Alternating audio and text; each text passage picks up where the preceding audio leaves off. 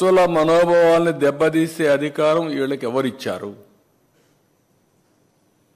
మీరు వెళ్ళాలనుకున్నప్పుడు వెళ్ళండి, వెళ్ళినప్పుడు అక్కడ సాంప్రదాయాలు గౌరవించండి, రూల్స్ను పాటించండి, మీరు వెళ్ళి రండి.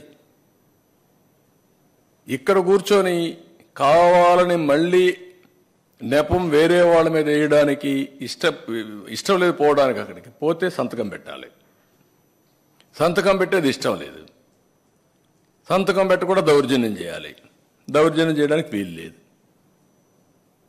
కాబట్టి మీ యొక్క సమస్య అది. We are very clear. నేను అదే చెప్పాను మొన్న మీకు అందరికీ. నేను ఒక చట్టం తీసుకొస్తున్నాను, ఇతర మతస్థులు ఎవరికి వెళ్ళాలన్నా ఏ మతమైనా సరే, ఒక మతం అని కాదు, ప్రార్థనా మందిరాల్లో కానీ లేకపోతే వేరే మతాల్లో చర్చిల్లో కానీ మసీదుల్లో కానీ ఎక్కడైనా సరే వాళ్లే పనిచేయాలి, వాళ్ళ సాంప్రదాయాలు మనం గౌరవించాలి, నో సెకండ్ థాట్స్. వేరే మతం వాళ్ళు పోయినప్పుడు అక్కడ సాంప్రదాయాలను గౌరవించి దాని ప్రకారం నడవడుచుకోవాలని చెప్పాం.